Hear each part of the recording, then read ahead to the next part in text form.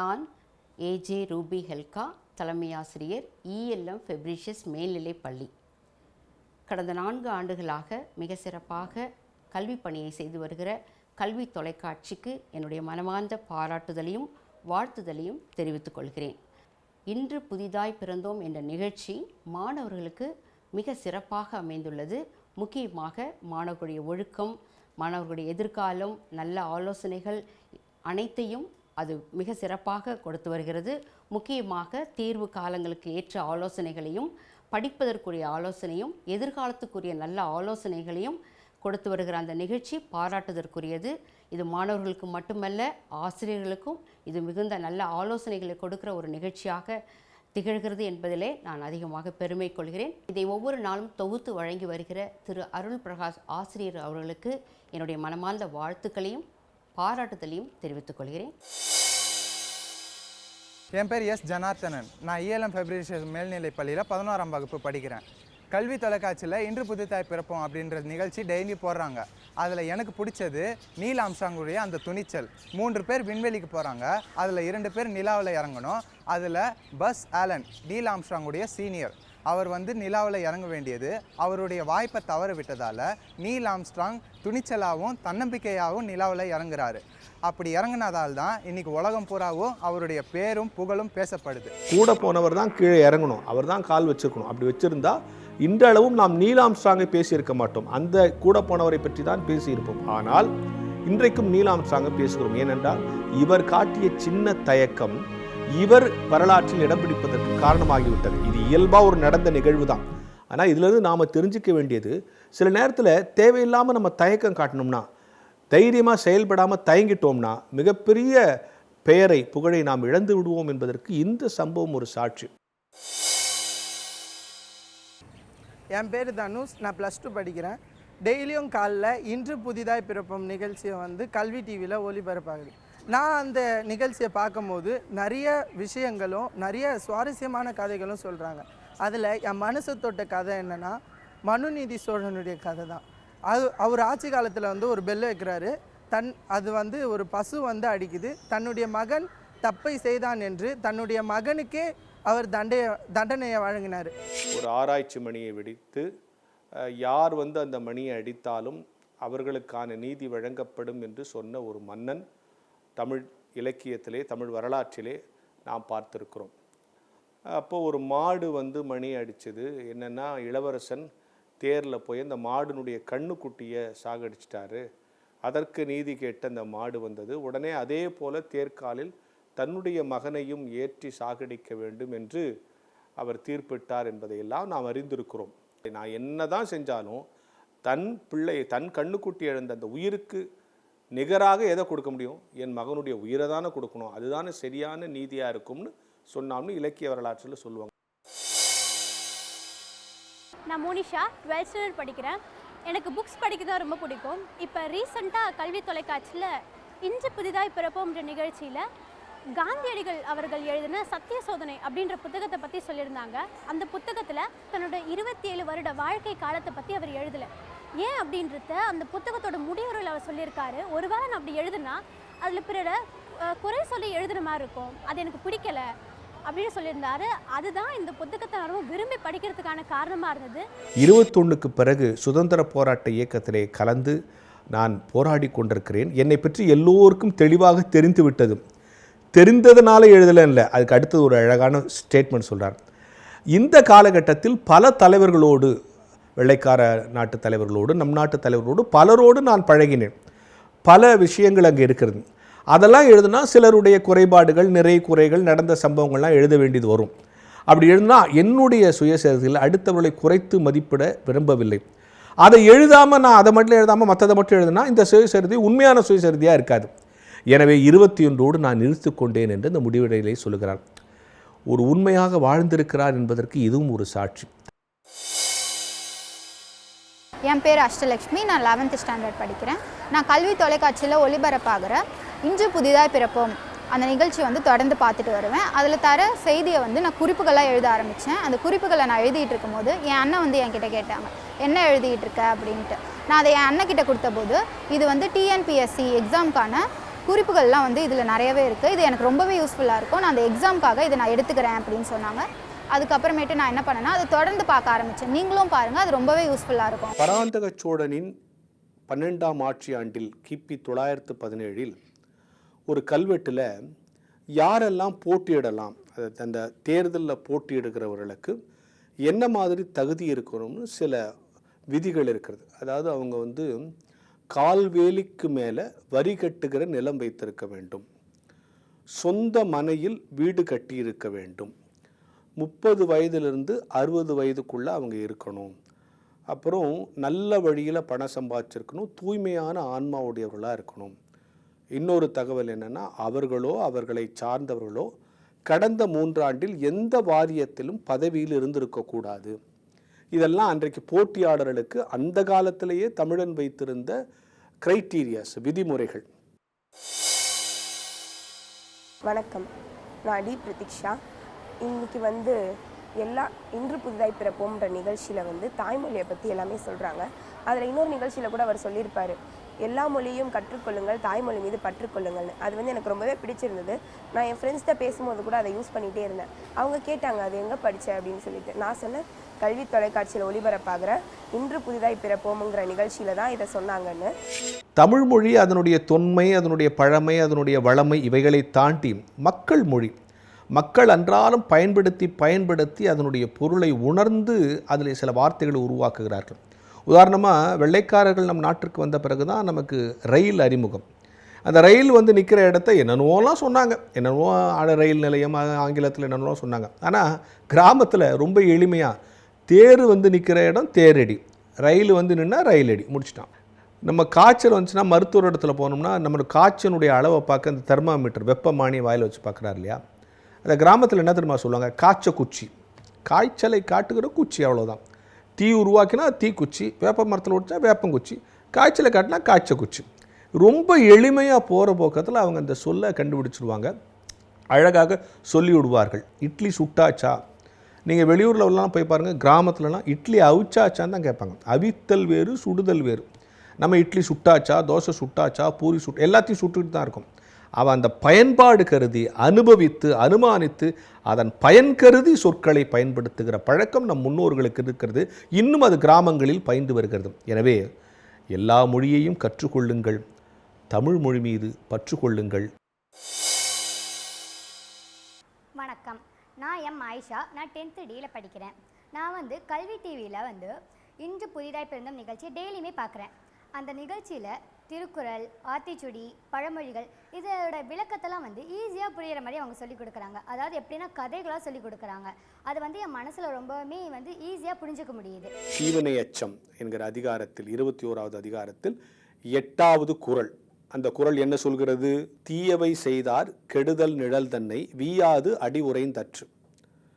அந்த குறளினுடைய பொருள் என்னென்னா, உன்னுடைய நிழல் உன் காலுக்கு கீழே தங்கிறது மாதிரி அப்படின்னு சொல்கிறார்.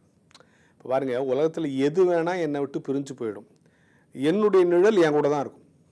என்னுடைய நிழல் எல்லா நேரத்துலையும் என் நிழல் என் கூட தான் இருக்கும். அது மாதிரி நீ செய்கிற தீமை உன் கூட தாண்டா இருக்கும், அதனால் உனக்கு வந்து கஷ்டம் வந்து சேரும். இதை விட ஒரு அழகாக விளக்கமாக யார் சொல்ல முடியும்? நிழலை நீயே நினைத்தாலும் பிரிக்க முடியாது.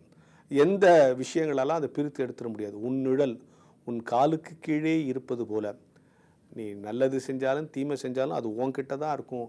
அப்படிங்கிறதுக்கு இதை விட அழகான ஒரு டீச்சிங் வேறு எங்கேயும் கிடைக்காது. நான் ஒரு தமிழ் பேராசிரியர்.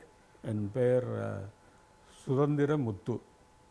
தமிழ்நாடு அரசு மாணவர்களுக்காக பாடப்புத்தகங்களோடு கல்வி தொலைக்காட்சி என்ற ஒரு அமைப்பை ஏற்படுத்தி அதன் வழியாக நிறைய பாடங்கள் கற்றுத்தருவதோடு மாணவர்களுக்கு தேவையான வழிகாட்டுதல்களையும் தர்றாங்க. அதில் முக்கியமாக நான் சொல்ல வேண்டியது, காலை நேரத்தில் ஒளிபரப்பாகக்கூடிய இன்று புதிதாய் பிறந்தோம் என்ற நிகழ்ச்சி ஒவ்வொரு நாளும் ஒவ்வொரு விதமான செய்தி மாணவர்களுக்கு சென்று சேருகிறது. ஒரு நாள் அவர்களுடைய கல்வியை பற்றி இருக்கும். இன்றைக்கி நம்ம செயல் வழி கற்றல்லாம் இன்றைக்கி நம்ம சொல்கிறோம் இல்லையா. சின்ன வயசில் அவங்க செய்கிற ஒவ்வொரு செயலின் மூலம் ஏதோ ஒன்றை அவர்கள் கற்றுக்கொள்ளுகிறார்கள். அந்த கற்றுக்கொள்வது என்ன, அதனால் அவர்கள் சாதிப்பது என்ன என்பது அன்றைக்கு நமக்கு தெரியாமல் இருக்கும். இந்த கோதுமையை போச்சுட்டு இதில் சத்தம் வருதான்னு கேட்குற அவனுக்கு சப்தங்களை பற்றி ஏதோ ஒரு யோசனை இருந்து கொண்டுதே இருக்குது. இங்கே பேசுகிற சத்தம் அங்கே கேட்க முடியுமா, அங்கேருந்து சத்தம் வருமா, சத்தத்தை பற்றியே சிந்திச்சதுனால தான் இன்றைக்கி எங்கேயோ இருக்கிறவங்களுடைய சத்தத்தை எங்கேயோ கேட்குற மாதிரியான ஒரு கருவியை கண்டுபிடிச்சு இன்றைக்கு அந்த கருவி உலகத்தையே ஆண்டு கொண்டிருக்கிறது. குடும்பத்திலே அவர்கள் நடந்து கொள்ள வேண்டிய முறையை பற்றி இருக்கும், உறவுகள் பற்றி இருக்கும், நட்பை பற்றி இருக்கும், அவர்களுடைய வாழ்க்கைக்கு தேவையான வாழ்வியல் சிந்தனைகளை பற்றி இருக்கும், பொதுவாக அவர்கள் அறிந்து கொள்ள வேண்டிய ஆளுமைகளை பற்றி, தலைவர்களை பற்றி, இப்படி பல சிந்தனைகள் இருக்கும். சிறியவர்களுக்கு மட்டுமல்ல, பெரியவர்களுக்கும் கூட கேட்க மிகவும் ஆர்வத்தை தூண்டக்கூடிய ஒரு நிகழ்ச்சி. ஆக படிப்பதில் மட்டுமல்ல, கல்வி என்பது பார்ப்பதிலும் இருக்கிறது என்ற ஒரு செய்தியை நாம் தெரிந்து கொள்ள வேண்டும். அதற்கு இசைவாக இந்த நிகழ்ச்சி இருக்கிறது என்று சொல்ல வேண்டும்.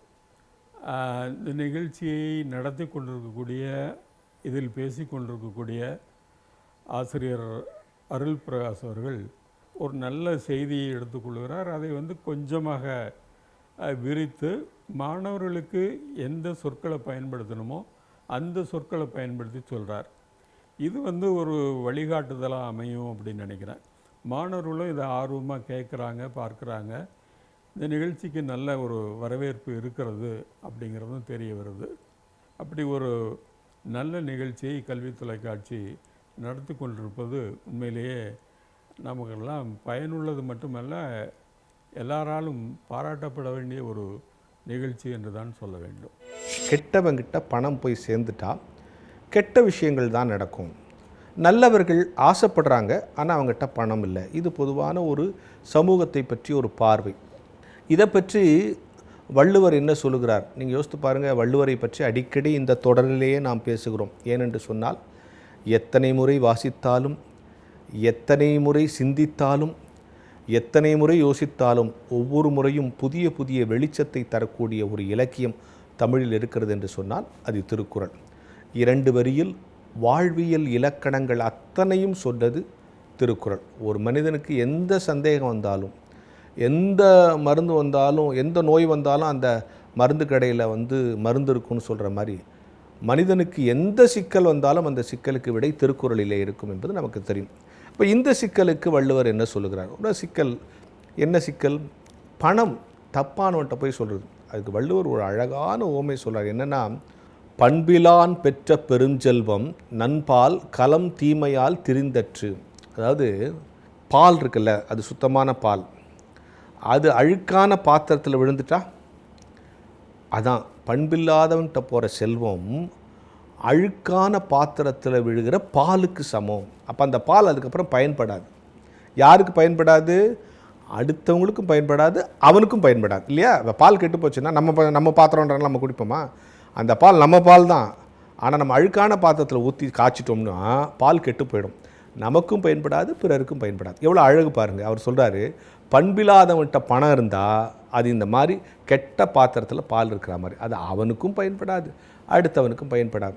இன்றைக்கி அவன் அதை வச்சு சந்தோஷமாக இருக்கிறது மாதிரி தெரியும். பொதுவாக கெட்டவன் அடுத்தவனுக்கு கொடுக்க மாட்டான். அவன் பணத்தை வச்சு அவன் சந்தோஷமாக இருக்கிறது மாதிரி அவனுக்கு தெரியும்.